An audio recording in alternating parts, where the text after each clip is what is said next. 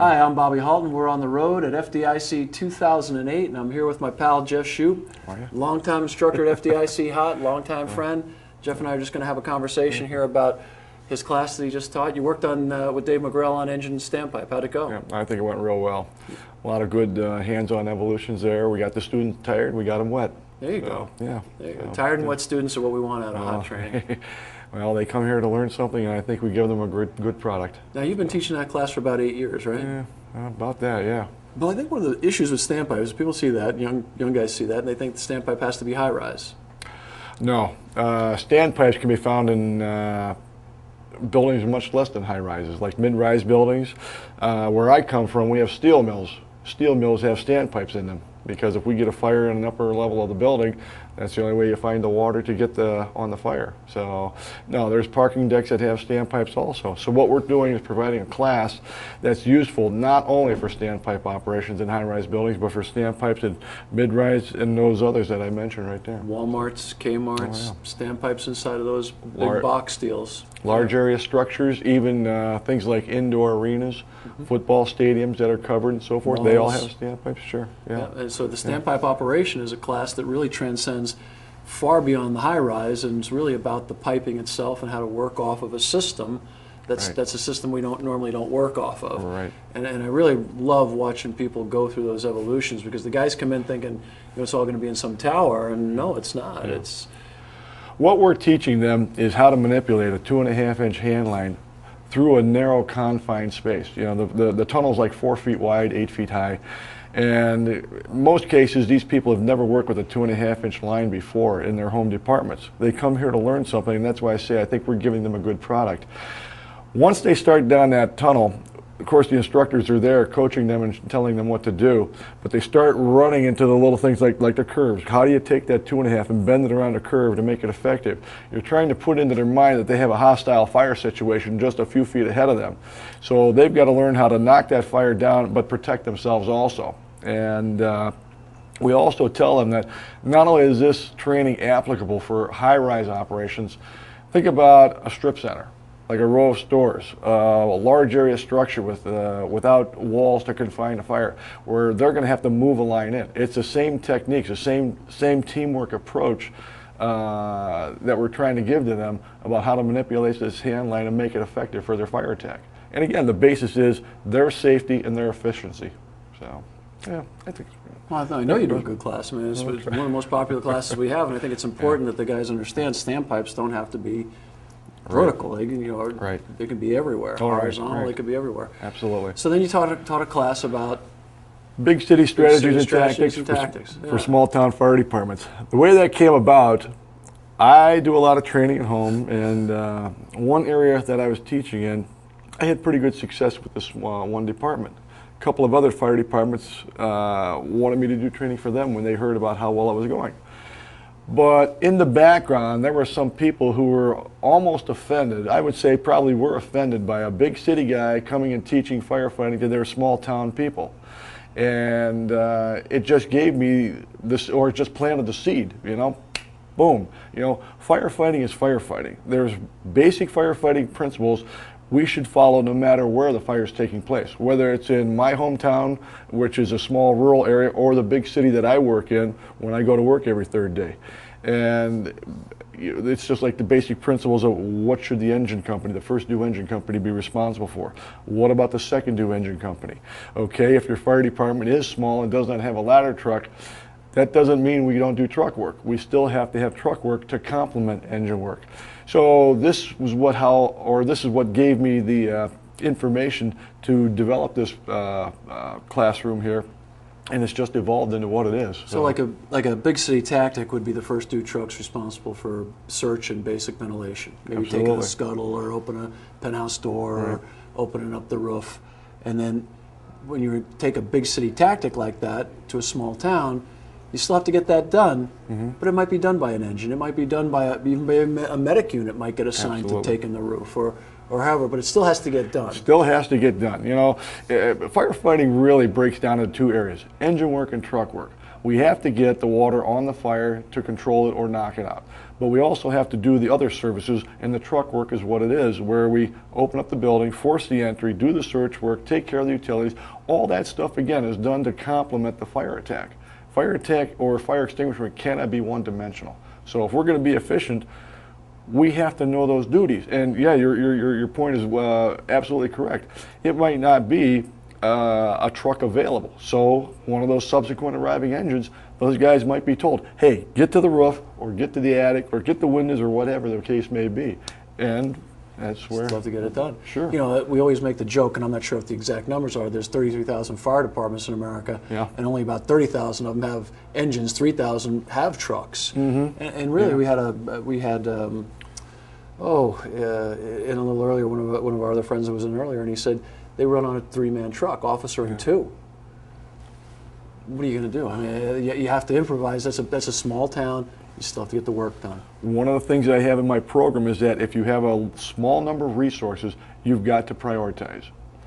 What if we have a 3-man truck? What is the most pressing issue when we arrive at this structure fire? If it's a 2.5-story frame, you got a fire in the 2nd floor, and you've got to get ventilation started. Well, what do those guys on the truck do? Where are they going to be most effective? You're not going to send them all inside with the attack team. What good would that do? You got to get the ventilation started. Well, and you know, it's interesting because you said, what's the first do engine going to do, first do truck going to do, or second do engine, or third? That's the tactical discipline that I think started to erode back in the early 80s. I mean, we went to this model where some blonde-haired, blue-eyed Adonis was going to roll up on the first do, and suddenly he was going to have a, God was going to hit him like Saul, and suddenly he would know everything there is to know about firefighting. He could tell the next 10 trucks and engines what to do. That doesn't happen. We need to get people back to the discipline, I believe, of standard pre-assigned responsibilities. That doesn't mean we're going to tell you exactly what to do, but you're responsible for ventilation, or you're responsible for search, or you're responsible for water supply, and how you get it done is the officer's responsibility. What we've done with this other system is we've made our officers irresponsible. We've allowed them to be irresponsible. There was a lot of things that I saw or I've seen in my time that have come about in the fire service that have allowed that to happen, you know. And I don't know if it's a generational thing or a societal thing or whatever it may be, but you're absolutely right. You know, when you come on a job, when I come on a job, the bosses were all old. You know, they walked down the hallways at the firehouse and scales would fall off, and they were like old dinosaurs, as we called them, you know. But you know what? A lot of those guys, they knew the job because they came up through the ranks. The job was passed on to them from the older people, them. And I think what has happened, we've had this thinking that anybody can be anything they want at almost any time they want. So here's a young person with 3 or 4 years in a job who's ready to become an officer. That brings up another thing. Firefighting is a time-honored tradition. It takes a long time to gain the experience, gain the knowledge, and put that all together to where you're competent to be a firefighter first, you know? And then let's think about becoming that first level officer. But too many cases we see the young people wanting to move right up the ranks because they got a couple of fires under their belt and they're ready to start passing out orders or whatever. And that's truly not the case. And we really need to take the initiative to stop that and provide, number one, the need for education and the need for experience, you know. And as our technologies and everything else is changing out there, so must our firefighting. You know? And I think what we need to do, in my opinion, and I know you and I agree on 99% of what we do, is we need to take that old Navy model that founded our modern American fire service. We're Navy through and through. You look at a naval officer, I mean, one that was groomed either through NRTC or one of the academy, the Yard. That guy spends 4 years in college. While he's in college, he learns how to be a good sailor, not an officer, a good sailor. Then once he graduates, they send him through school and make a good officer out of him over the next 2 or 3 years. So before that kid ever is even an ensign or a JG, well, an ensign out on the fleet or a JG out in the fleet, that guy has got 6 years minimum, probably most of them 8 years under his belt. And that's a good system. I'm sure you can remember the older officers who made a big impression on you. Oh, absolutely. And you may not have liked the guy. I mean, we had an old battalion chief when I was on a squad company many years ago. We were a bunch of young firefighters, hot-headed, gung-ho, and all that other stuff. The guy was old. He knew his job. He was ahead of a lot of this stuff that we see today. But man, he could control a fire too. And he was all over that fire.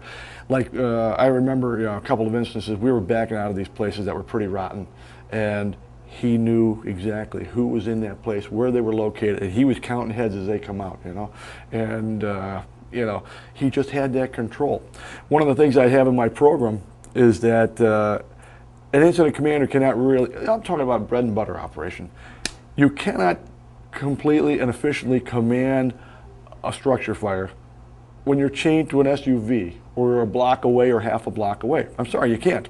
And it came to light, I was conducting a live burn training session with a partner of mine, and we had a fire in the back of this place, and the fire's growing, and then what we did was build the fire up and let the hometown run the fire, and we coached them along the way.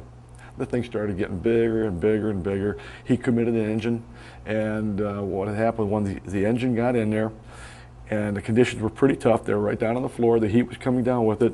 Committed the second line, and luckily this was all being videoed. So you could hear the communications, about we need water, we need ventilation. You hear the acknowledgement. Well, the officer of this small department was taught you have to stand in one stationary spot. Well, everything was centered in the back of the structure. The flames, the smoke, and everything. He really had no idea what the guys were up against. He couldn't see the fire. He couldn't see if there was any change in the intensity or the fact that it was growing. The smoke is continuing to get darker and belch out even more. You got two crews in there, each with a hose line. The hose lines aren't moving. The fire's not darkening. Something's wrong. Something ain't going right. You cannot put that information together from one central location or one stationary point. And I remember, this is what reverts back to the old chief. They would be all over that fire. They'd be running around that building. They'd be watching the movement. They'd be having that communication with inside. They'd even duck their heads inside. And they'd have chiefs on all four sides. Yep, exactly. Verbal, Yeah. And can't tell you how many departments I go to where they have 10 or 12 chiefs. They send one to a fire. Yeah. One. Yeah. The other 11 guys stay home and watch Oprah. Yeah. I mean, we don't get enough fires for anybody to stay home. Send everybody. We got these funny little things called radios. We can always go to the next one. So. When I was a student at the University of Cincinnati, this brings up another thing about commanding and how we gain experience. Bill Kramer, Dr. Sure. Kramer, wonderful guy. I loved him. And we were in a residency week one time. And in those, you get people from all over the world coming in. We had one guy from Saudi Arabia, one guy from the Great Northwest Territory. He threw up that question about how do we get experience to build our officers for the future. And some departments have the idea that, well, if we have a losing fire situation, maybe we should bring our younger officers in and let them take over the command and so forth. So, I'm not one to bite my tongue. I'm sitting in the class there, and I thought, well, if we have a strip center going, an occupied strip center, you got your stores and so Sure. forth. People's livelihoods. Bingo. That, and it's also bringing in money to the community. The Absolutely. Same community that pays our benefits, Absolutely. our salaries.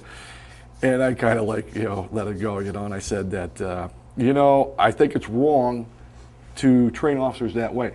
First of all, let that guy gain his experience as a firefighter first, then become a company level officer. Let him gain his experience there at the company first. Let him see the operations and handling people and so forth. Then maybe someday down the road. Why would you want to train a guy to be a loser? Yeah, there you go. Another thing I never thought of, but yeah. Why would you want to train a guy to be a loser? We should be teaching our firefighters. Bring him in when a fire's going well and say, here you go, son, we got a great fire working here. Keep it running. There again, there's the principles of the job that we lost. That's a much better way to do it. Yeah. So what I tried to point out was that you're telling me that we should maybe give this young officer this experience of burning down this strip center. I said, what if the owner of that building comes on the scene and you're the higher ranking chief officer and you're telling this property owner, well, we're letting Lieutenant so-and-so with burn it down with panache. There you go. There you go. Well, listen, Jeff, I'm going to wrap it up. This is Fred Flintstone, and I just got Barney Rubble. We're the two dinosaurs here on the road. I love it. You be careful out there. Thank you.